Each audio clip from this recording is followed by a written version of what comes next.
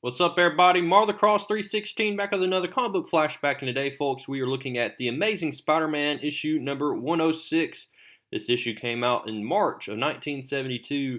And today, folks, we are seeing Spider-Man unmasked. We saw him actually unmasked on the last panel of last issue. We have Professor Smythe. He's the one that's been attacking Spider-Man lately, and he teamed up with J. Jonah Jameson last issue. But now we're going to continue this storyline here. Is Spider-Man going to get out of this predicament here? Because now Professor Smythe knows the identity of Spider-Man. He doesn't know the name of Spider-Man's civilian identity, though. But he has seen Peter Parker's face. And so, what the heck is going to happen here in this issue? Let's go ahead and get started. Today's title is Squash Goes the Spider. And it's brought to you by Stan Lee, who wrote this issue. We have the artwork by John Romita, and we have the inking, Frank Giashoa, and a lettering page by Sam Rosen.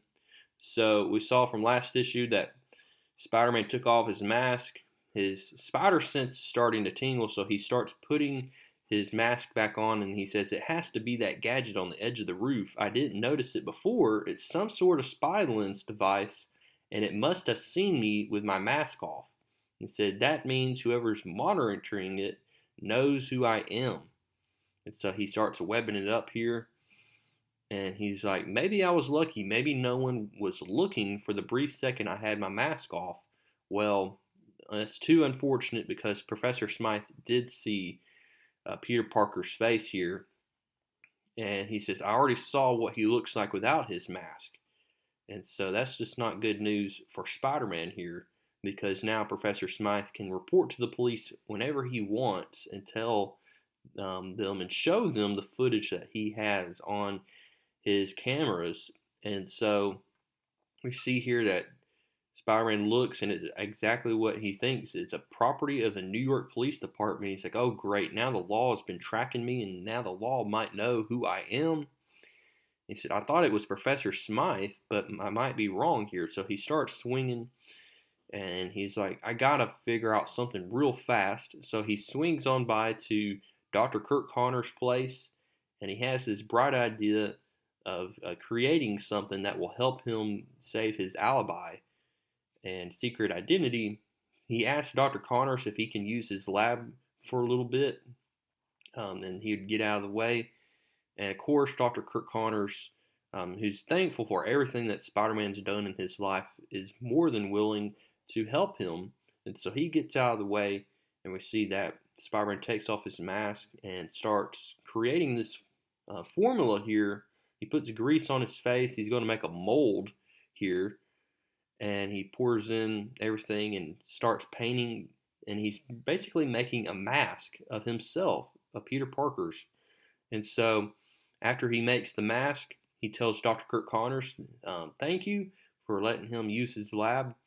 And Dr. Kurt Connors is like, "Anytime." So he swings on off here. Meanwhile, we see that J. Jonah Jameson is still upset because he still doesn't know exactly the extent of Professor Smythe.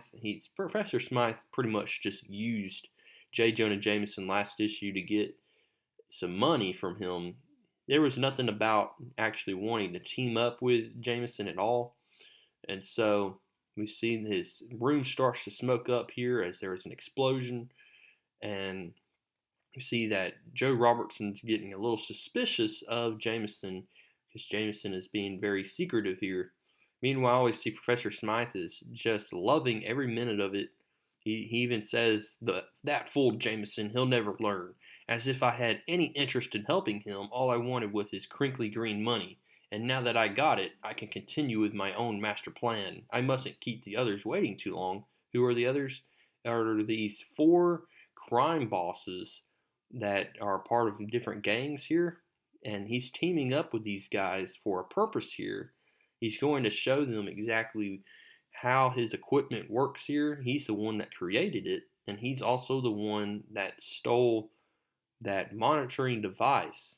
He stole it from the police, remember, from last issue. So he's going to tell these four mob bosses here that he's going to help them go throughout the city, commit lots of crimes with their men, and they will be one step ahead of the police. And so that's what intrigues these guys. I see what you're getting at here. That sounds like a really good idea. And then he reveals that he has this giant robot here that can defeat Spider-Man. All of a sudden, he said, "Look, there's Spider-Man now," and he's without his mask. But all of a sudden, we see that Spider-Man takes off a mask that looks like his civilian identity. So now they're like, it ain't his real face. And even if it was, so what? He looks like any of a million guys. We still wouldn't know who he is. We must have known you was watching. He's putting you on. And he said, the web slinger's clever. I underestimated him.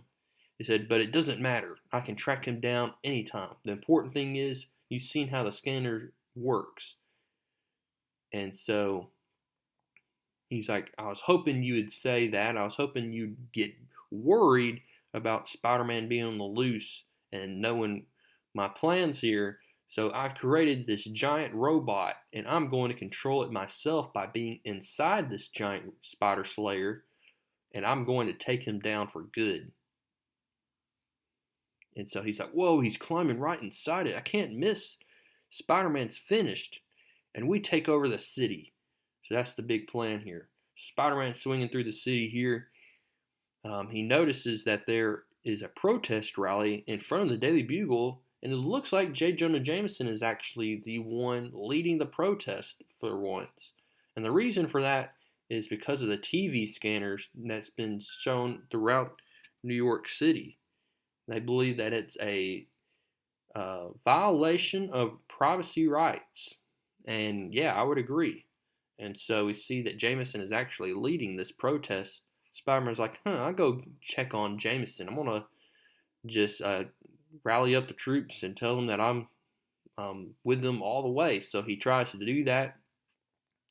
And we see that Jameson's like, Spider-Man, what are you doing here? He said, don't be flip with me, pinball head. Your days are numbered, and we both know it. You may have escaped Smythe's robot last time, but... And Spider-Man's like, aha, I was right. You and that skunk Smythe were behind the attack on me. He said, you could say that again. He said, when you finally get it, you creep. I want all the credit that's due me. And so we see that Spider-Man's like, man, what am I doing talking to that, wasting my breath on that refugee from a funny farm? I've got lots bigger fish to fry. And so he notices there's still that camera here. And he's like, I got to be very careful unless Smythe sees me again. And so he tries to turn his head, takes off his mask because he has a date he has to get ready for. He's going on a date with Gwen. He comes back to his apartment. He finds that Harry Osborn is still recovering from the drug overdose, coming back from the hospital. He's all down and he's thinking about Mary Jane. They were a couple at one point, and I don't know if they still are. I think they are not, but he's still wanting to date MJ. All of a sudden, we hear a knock on the door, and Mary Jane is right there with a pizza and a bunch of friends, and she said she's come over to cheer up little Harry. And she's like, oh, Peter, I didn't know you were going to be here. Now it's going to be a real party. How about you and me cutting out? And he said, no way, lady. I'm on my way to pick up Gwendy. He said, oh, you lost a bet again? Poor guy. He said, that kind of loser I'd be anytime.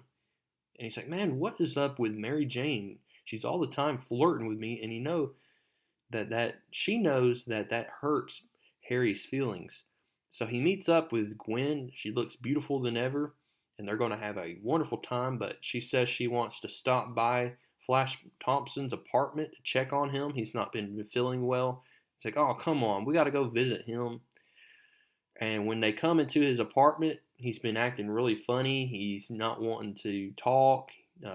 We see that he's trying to get used to being a civilian again after coming back from Vietnam. And he's like, it's all, stop bugging me, will you? Do I have to do a song and dance every time I see everybody? He said, no, Flash, of course not. We only meant, he said, I think we better get going now. So Peter's like, wow, Flash is acting funny. You were right, Gwen. He said, why are you so interested in Flash? And she says, I'm not, Pete. I'm just worried about him. There's a difference, man. And he's like, you know something? Your soul's as beautiful as your face. And that's saying, oh, shut up and kiss me. So they kiss. That's the end of the date. At least Peter Parker was able to get a date for once with Gwen without any complications. So he's going to suit up as Spider-Man here, and he's going to check on uh, Flash Thompson himself when all of a sudden his spider sense starts to tingle, and it's tingling like crazy here. When all of a sudden he lands into a giant web here, and he's not the one to create this web. Who is responsible for creating this web? We also see that he's now being tangled up, and there's fumes, freezing cold fumes that chills him to his blood. And said they're like ethyl chloride type gas, the type that can weaken a spider. He said, who is responsible for this? Well, it is Professor Smythe, Spider Slayer, and he's the one controlling it. As Spider-Man sees Professor Smythe in the view screens here, he said, you seem surprised, Web Slinger, but you shouldn't be. After all, I swore I would one day destroy you. And he's like, you haven't got me yet, you cackling cretin. I could still outfight a robot. He said, a robot perhaps, but you're fighting Professor Smythe as well. Spider-Man's like, so what? You're still guiding it by remote control from a safe distance away. The advantage is mine. I'm right on the scene, coming to you live. That's where you make your big mistake, your last mistake. My little pet is so large that I'm operating it personally, right in the control cockpit. It's your superior in every way, bigger, faster, stronger, and I'm right here to guide it, so nothing can go wrong. You haven't a chance, Spider-Man. And oh man, he's got me this time. And so that is where we are going to stop. For now, we see that we're going to see Spider-Man going up against a giant spider slayer. Will Spider-Man make it out alive? Well, we see that we have more surprises coming up next. With the crime of the century, Spider-Man's amazing triumph, and another great shocking ending. So we got a lot to look forward to in issue number 107. That's what we're looking up right next. But before then, go ahead now and give this video a like. I'd much appreciate it. And comment down below what you liked about this issue. What are your predictions? How do you think Spider-Man is going to be successful? Is he going to be successful? We'll have to find all this out. So I'd love to hear what you think down below. And as always, subscribe if you have not, and I will see y'all in the next one.